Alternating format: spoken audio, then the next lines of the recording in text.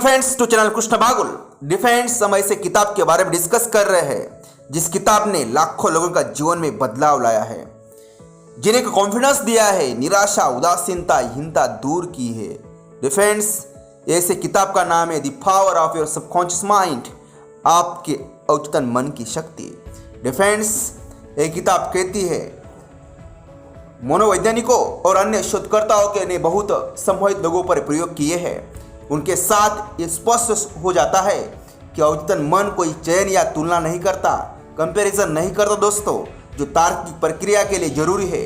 आपका अवचेतन मन किसी भी सुझाव को स्वीकार कर लेगा, भले ही वह सरासर झूठ हो, और सुझाव मानने के बाद ये उसकी प्रकृति के अनुसार प्रतिक्रिया करेगा।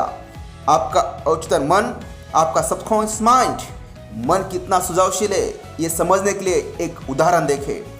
अगर कोई सम्मोहन तज्ञ जो होता है दोस्तों, किसी को ये सुझाव दे कि वह नेपोलियन बोनापार्ट है या कुत्ता या बिल्ली है, तो वह व्यक्ति पूरी सटीकता से उसे भूमिका करने लगेगा। कुछ समय के लिए उसका पूरा व्यक्तित्व बदल जाएगा। वह व्यक्ति खुद को वही मान लेगा जिसका सुझाव सम्मोहन तज्ञ ने दिया है। निपुण सम्मोहन तज्ञ जो होता है दोस्तों, वो कहते हैं अवस्था में अपनी किसी विद्यार्थी को ये सुझाव दे सकता है कि वह अपनी पीठ खुजाए, दूसरे को ये सुझाव दे सकता है कि उसकी नाक से खून बह रहा हो, और तीसरे को सुझाव दे सकता है कि वो संगमरमर की मूर्ति है, तथा चौथे को ये सुझाव दे सकता है कि वो तापमान जो होता है दोस्तों वो शून्य से कम है और वो बर्फ की तरह जम गया है। हर विद्यार्थी उस दिए गए विशिष्ट सुझाव के अनुरूप काम करेगा।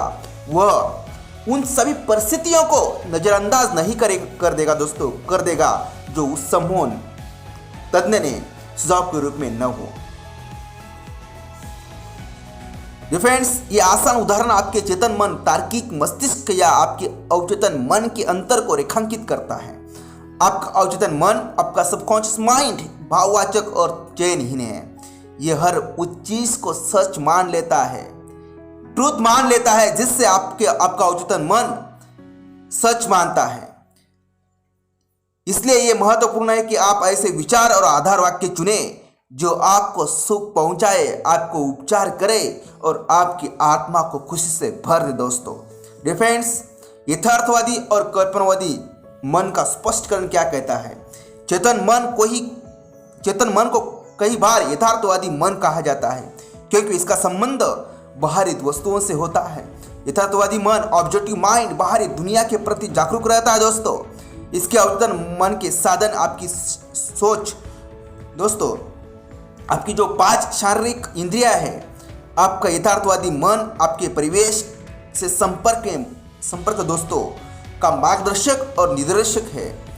आप अपनी 5 इंद्रियों के जरिए ज्ञान हासिल करते हैं। आपका यथार्थवादी मन, आपका जो सबकॉन्शियस माइंड हो दोस्तों, मन अवलोकन, अनुभव और शिक्षा से सीखता है। जैसा पहले बताया जा चुका है, यथार्थवादी मन का सबसे बड़ा कार्य तर्क करना है। मान ले आप उन हजारों लाखों पर्यटकों में से एक है जो हर साल ग्रैंड कैनियन की सैर करते हैं। आप इस निष्कर्ष पर पहुंचेंगे कि ये दुनिया के सबसे अद्भुत प्राकृतिक आश्चर्यों में से एक है। ये निष्कर्ष इसका दोस्तों, ये जो निष्कर्ष है इसकी अविश्वसनीय गहराई, चट्टानों के जटिल आकार, भिन्न भिन्न स्थानों पर रंगों की अद्भुत चित्रकारी के अवलोकन पर आधारित होगा। यह आपके यथार्थवादी मन का काम है। अवचेतन मन को अक्सर कल्पनावादी मन और सब्जेक्टिव माइंड भी कहा जाता है दोस्तों। आपका कल्पनावादी मन आपके माहौल के प्रति जागरूक तो होता है, लेकिन शारीरिक इंद्रियों के माध्यम से नहीं। आपका अवचेतन मन अंतर्ज्ञान से महसूस करता है। यह आपकी भावनाओं का स्थान है, यादों का भंडार है। आपका कल्पनावादी मन अपने उच्चतम कार्य तब करता है जब आपकी यथार्थवादी इंद्रियों को काम न कर रही हो। दूसरे शब्दों में, जब यथार्थवादी मन शिथिल हो या वो नींद अवस्था में हो, तब कल्पनावादी जो मन होता है दोस्तों, बुद्धि सबसे अच्छी तरह काम करती है। आपका कल्पनावादी मन आंखों की इंद्रियों के बिना देखता है। ये अतीन्द्रिय एबिलिटी क्षमता है। ये कहीं और हो रही घटनाओं को देख वह सुन सकता है। आपका कल्पनावादी मन आपके शरीर से बाहर निकलकर दूर देशों की यात्रा कर सकता है और अक्सर बहुत सटीक तथा सच्ची जानकारी ला सकता है। कल्पनावादी मन के माध्यम से आप दूसरों के विचार जान सकते हैं। ये बंद चिट्ठियों को जो दोस्तों पढ़ सकते हैं। ये कंप्यूटर की डिस्क और डिस्क ड्राइव के प्रयोग के बिना जानकारी माप सकते हैं। जब आप अपने यथार्थवादी और कल्पनावादी मन की आपसी कार्यविधि को समझ लेते हैं तो आप प्रार्थनाओं की सच्ची कला सीखने की बेहतर स्थिति में पहुंच जाते हैं। डिफेंस अवचेतन मन चेतन मन की तरह तर्क नहीं कर सकता है। आप अपने अवचेतन मन को चाहे जो बताए उसमें बहस या विरोध करने की एबिलिटी नहीं दोस्तों। अगर आप इसे गलत जानकारी देंगे तो भी ये उस सच मान लेगा, फिर वह उस जानकारी को सही बनाने के लिए काम करेगा। वह आपके गलत सुझाव को भी परिस्थिति, अनुभव और घटनाओं में साकार कर देगा। आपके साथ जो भी हुआ है दोस्तों इसलिए हुआ है कि क्योंकि अपने विश्वास के माध्यम से अपने अवचेतन मन पर उसकी छाप छोड़ी है। अगर आपने गलत संप्रेषण किया है या अपने अवचेतन मन तक विकृत अवधारणाएं पहुंचाई है तो उन्हें जल्द से जल्द सुधारना सबसे महत्वपूर्ण है। उसे करने का सबसे निश्चित तरीका अपने अवचेतन मन को लगातार सृजनात्मक और सद्भावनापूर्ण विचार देते रहना है। बार बार दोहराने पर आपका अवचेतन मन उन्हें स्वीकार कर लेता है दोस्तों। इस प्रकार आप विचार और जीवन की नई तथा ज़्यादा अच्छी आदतें डाल सकते हैं, क्योंकि आपका अवचेतन मन आदत का स्थान है। आपके चेतन मन के आदतन विचार आपके अवचेतन मन में गहरे खांचे बना देते हैं दोस्तों। अगर आपके विचार सद्भावनापूर्ण, शांत और सृजनात्मक है तो आपका अवचेतन मन दोस्तों प्रतिक्रिया करते हुए सद्भाव, शांति और सृजनात्मक परिस्थितियां उत्पन्न करेगा। डिफेंस, क्या आप डर, चिंता और अन्य प्रकार की विनाशक सोच के शिकार हैं? इलाज है अपने अवचेतन मन की शक्ति पहचान कर उसे स्वतंत्रता दोस्तों, खुशी